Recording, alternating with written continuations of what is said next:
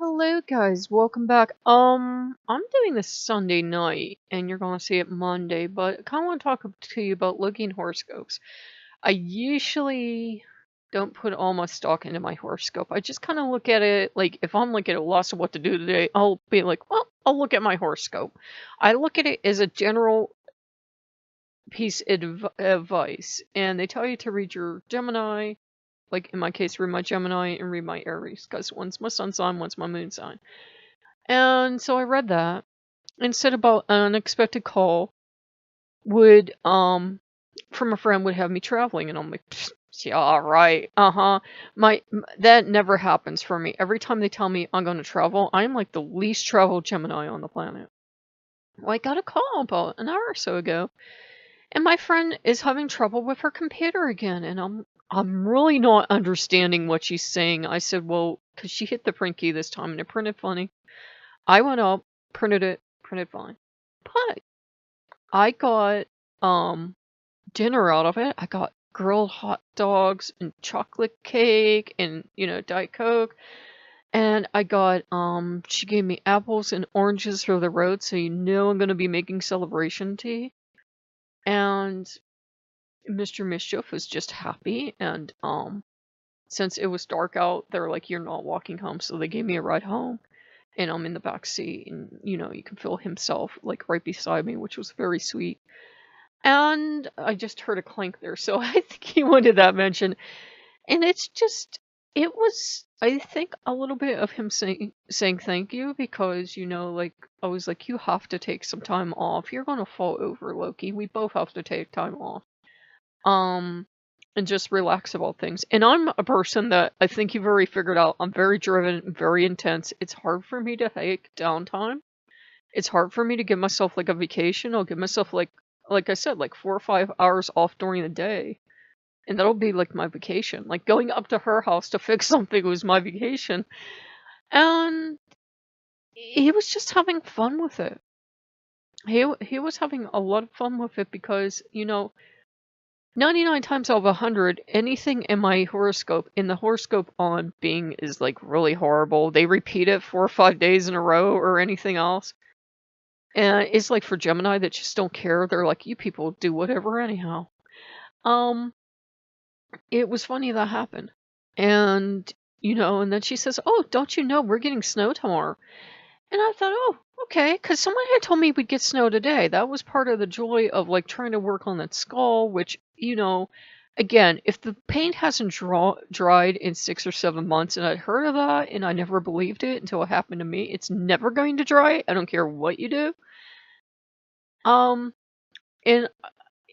as soon as I let go of trying to fix what couldn't be fixed, it felt better. As soon as we took our downtime, it felt better.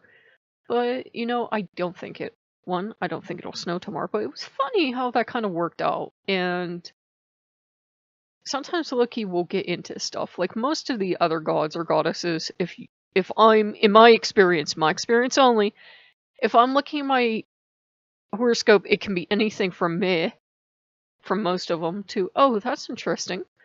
Like Lasanta's more like, read over your shoulder. Oh, okay. What does that mean? What do you think you could do with it? So she makes it a learning experience. Where if you go to the other end with Papa Ogo, he's like, that's BS, right? Get back to work. You have time to read your horoscope, go do something. It's not quite that hard, but you know what I mean. And it's Loki's like, oh, mischief. And I'm like, Loki, I'm never going anywhere, because it said I was going to travel today, and I'm like, yeah, right. And it even said like a call from a friend. So that was one of the rare times my horoscope worked out. And I used to waste so much money. I think they still have them. They were called Star Scrolls. And back in the 80s or 90s, I used to get one religiously every month when they came out. And they were expensive at the time. Like back in the 80s, they were already like a couple bucks. And that was a lot. They cost at least as much as like a paperback novel, if not more. I remember they were expensive. And I would get these things, and it was like my weird religion. I would get this scroll, and I thought it was magic, and I would like read it, and I would live by it. And then one night, they had a Twilight Zone marathon, and they had the one with William Shatner. being in that diner with the little devil, the little devil fortune teller. And my mom says, see, my mom could go both ways, so she could believe in such things, but she would tell you not to get overly dependent on it, which they did. Because once they said, okay, you seem to know a lot, but you know what? I still have to determine my own outcome. That's what happened. And I've noticed for a lot of people in more of the German, English, and Norse branch, also, everywhere else where they were. We seem to have this idea that our fate's inevitable because we say, oh, the three sisters have woven it and you can't have self-determination. And no matter what you do, you're going to meet the same end. It doesn't matter what you do. If the fates say this is going to happen, this is going to happen. Where I kind of have that skullduggery pleasant attitude of, your fate is written by yourself. I believe in self-determination. I do. I believe that somewhat of your framework can be worked out. Yeah, a general framework may be there. And a lot of times, and I was taught by both honest people that do legitimate fortune telling, and I was taught by shysters. I was taught by shysters how to read a person, figure out their general personality, and here's what's happening in your future. And there are always general things people want to know. You can very easily dupe people into believing anything. So, cynic that I am from that, when you read about Odin finding out this prophecy or something, I'm like, well, there's so many ways you could discount that. That could be people that don't believe in fortune telling, trying to give fortune telling a bad name. That could be people wanting to make the Allfather look a little foolish because, you should never take anything someone tells you about the future as, it's written in stone. And anything can change.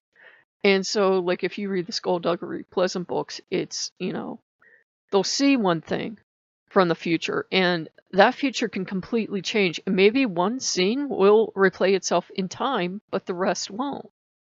And he tries to teach her that. He says, once you know the future, it changes the future itself. If I knew tomorrow I would walk outside my house and fall on ice and break my leg, you can know I would not walk outside my house. I would not say, oh, I'm fated to. But I just kind of wanted to talk about that. And I've noticed with Loki and Odin, they'll both, if you believe in fate, they'll believe in fate. And if you don't, they'll work with that too. They're the kind of set of gods where nothing really seems to be set in stone with them. They don't really seem to care about your core beliefs. It's just that you live by them. And you're never, at least in my experience, going to get an absolute answer from either one of them on anything. If you go to them and you say, "Are horoscopes real? What do you think?" Is, soothsaying or fortune telling real? What do you think? They will give you both answers at once. They will say yes and no, both at the same time, and then laugh and laugh and laugh. So, to each their own, but that was interesting that happened today because usually, my horoscopes never pan out ever. And I try to get away from doing it all the time because it's a self-fulfilling prophecy. If you read it every day, you start to be on the alert for whatever talked about, and then you react in a way you would have never reacted if you hadn't read it. So there's that too to think about. But I figured I'd make you something, make it ahead of time. I might get down to just one video a day for both channels. I don't know. It's not like an energy thing or anything. It's just, I want to keep the quality up. And I don't know. If I come up with an idea tomorrow, you get a second video. But if I don't, I might drop it down to one video a day for both channels, but we'll see. There's no magical formula on YouTube. I could do 20 videos a day. I could do one video a week. It's crapshoot. So I hope you guys like that. I know it wasn't what some people were probably expecting. You're probably expecting me to say Loki is the sign, and the sign will get along with this. I don't do that. I don't do that. At the end of the day, I don't think putting people into categories because when they were born is always like the best thing. I am the least apt to change Gemini you've ever found. So I take it with a grain of salt. I used to ask my parents if I was adopted because I totally do not have the personality of any of my signs. I'm not really like a Gemini, and I was born, depending on who you ask, I was born close enough to be on the cusp of Taurus and a moon in Aries. And I don't think I fit any of them. I really don't. I just think I have like this general personality. You don't fit anything. So, you guys like what you see? Like, comment, subscribe, and I will see you later. Bye bye.